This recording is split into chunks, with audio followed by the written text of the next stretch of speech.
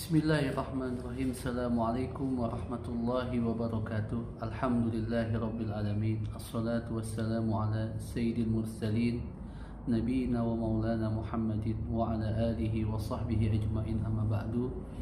Teman-teman Imtiaz dan juga Darussalam Bangka yang kami cintai, sedikit kita akan mengkaji tentang apa itu ibadah kurban. Jadi di dalam surah Al-Kautsar ayat 3 disebutkan fasholli li rabbika wanhar, maka salatlah. Fasholli di sini adalah salat Idul Adha karena Tuhanmu, dan sembelihlah hewan kurbanmu. Jadi kemudian ini menjadi dasar bagi kita untuk melaksanakan salat Idul Adha dan juga ibadah kurban sekaligus. Kemudian ternyata Rasulullah Shallallahu Alaihi Wasallam itu juga melaksanakan kurban, dan kurbannya baginda Nabi besar Muhammad Sallallahu Alaihi Wasallam kadang itu 2 kambing yang besar, 2 kibas, amlahaini dan sebagainya. Dan juga kadang Rasulullah Sallallahu Alaihi Wasallam itu berkurban di dalam haji wada dengan 100 ekor unta yang disembelih oleh Sayyiduna Ali bin Abi Thalib radhiyallahu anhu. Jadi demikianlah ada contohnya di dalam Al-Quran perintahnya, dan dicontohkan oleh baginda Nabi besar Muhammad Sallallahu Alaihi Wasallam. Akan tetapi kurban bagi baginda Nabi besar Muhammad Sallallahu Alaihi Wasallam sifatnya tidaklah sunnah sebagaimana kurban bagi kita, melainkan bagi beliau sendiri kurban itu sifatnya lebih kepada wajib. Ya. Teman-teman sekalian, berikutnya tentang pada hari Nahar atau hari tanggal 10 Zulhijjah, ternyata ibadah yang paling mulia di sisi Allah Subhanahu wa taala dan dicintai oleh Rasulullah adalah ibadah kurban. Dalam sebuah hadis disebutkan, ma amila ibnu adam yauman nahri min amalin ahabba ila Allah taala min iraqatid dam.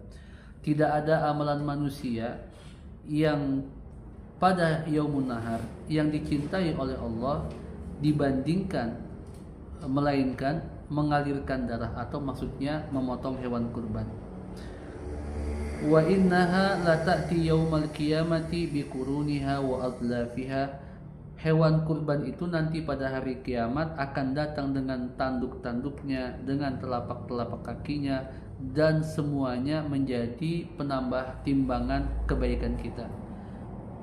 Wa inna dama la yaqa'u minallahi bimakanin qabla an yaqa'a minal ardi fatibu biha nafsan.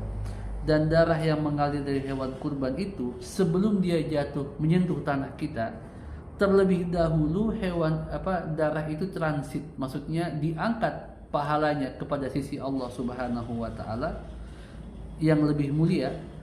Maka saking cepatnya ibadah kurban itu diterima oleh Allah Subhanahu wa taala, maka pahalanya terlebih dahulu sampai dan diterima oleh Allah sebelum darahnya itu menetes. Kemudian hadis ini ditutup dengan fatibu biha nafsan, lapangkanlah hati kalian dalam berkurban. Artinya kalau berkurban jangan sampai ada perasaan kita itu berat, atau sebaiknya uang ini dikemanakan, harusnya saya pergunakan untuk ini, malah nggak jadi, kemudian kita harus berkurban. Jangan sampai kemudian kita punya perasaan seperti itu. Demikian teman-teman, itu tentang ibadah kurban dan juga tentang bagaimana pahala kurban serta fadilah kurban. Dan juga Rasulullah Shallallahu Alaihi Wasallam menekankan ibadah kurban ini sangat penting untuk menebus daripada